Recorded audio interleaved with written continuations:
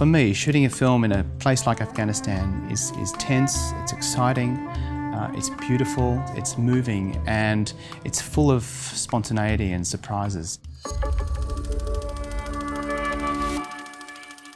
I'm Benjamin Gilmour, the director of the film Jirga. Jirga's about an Australian soldier who goes back to Afghanistan as a civilian to track down the family of a man that he remembers killing during a raid.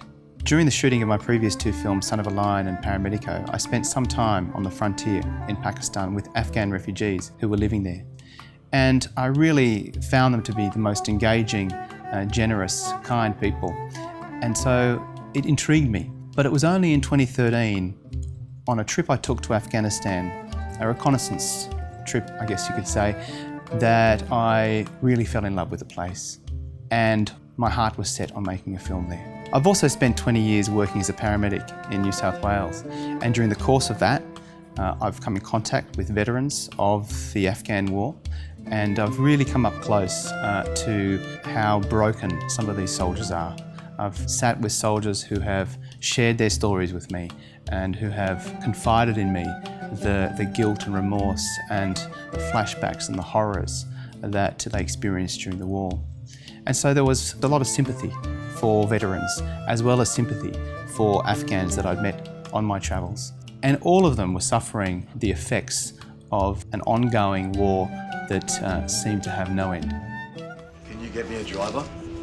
I want to go here. No, Kandahar is very dangerous. No, please. Da got a boom. Taliban, Taliban, Taliban, Taliban.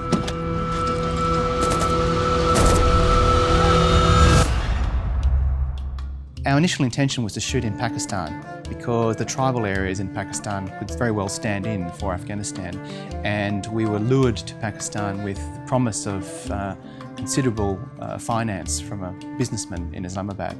When we got there, of course, it wasn't as it seemed, and the money fell through, mainly because the Secret Service blocked our shoot, deeming the script to be far too politically sensitive. At that point, actor Sam Smith was already on the ground with me in Pakistan, and we had to make a decision whether to pack up and go home or to carry on and try and make the film in Afghanistan.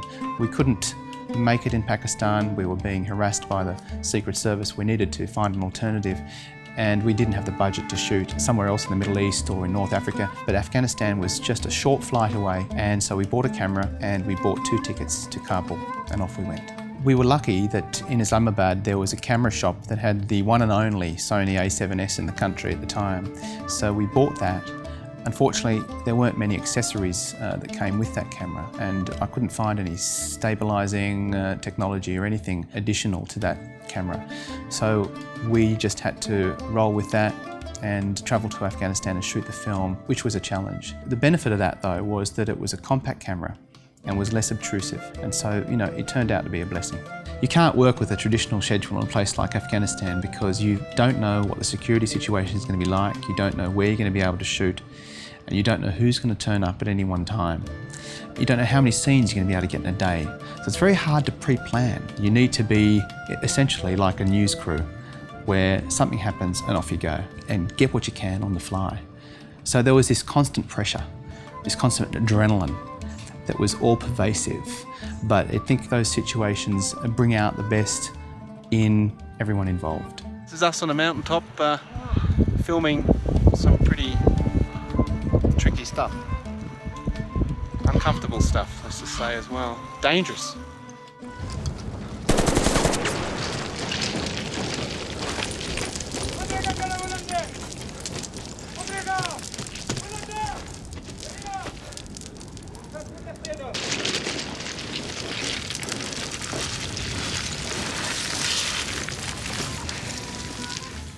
Actor Sam Smith and I embarked on this journey together with a draft of a screenplay, but I knew and he knew that it was always going to change. I mean, you can't sit 10,000 kilometres away from the country you're going to shoot in and write a script and put dialogue into the mouths of people who are speaking a language that's not your own.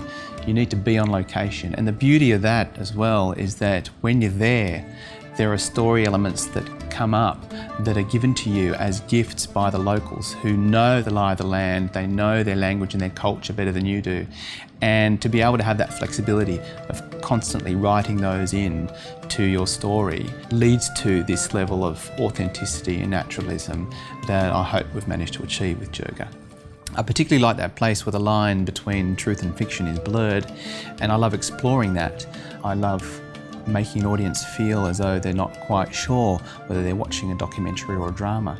There are very clear documentary elements in the film. For example, when we do get to the Jirga, the circle of elders at the end of the film who discuss the fate of this soldier, we briefed those elders through our local producers that he was a soldier coming back to apologise for a crime.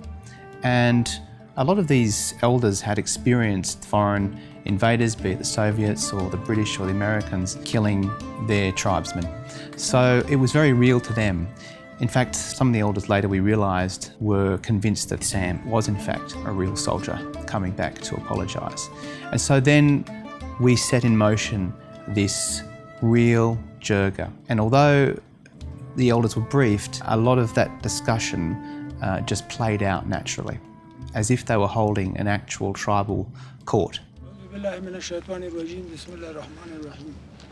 موږ ورونه چې راغلي دغه عطاالله خان چې دغه انګریز مړ کړی دی موږ دې دپاره راغلي چې دغه کې یو فیصله وکړو نو تاسې څنګه خوښه دی ولې هغه څه ګناه کړی و په خپل کور کې پروت و او په خپل کور کې ناست و او دی راغی او ډز ویې ویشته مړی کړ دونه دې کړي دي دا باید چې قتل شي د دې قتل بخښنه نشته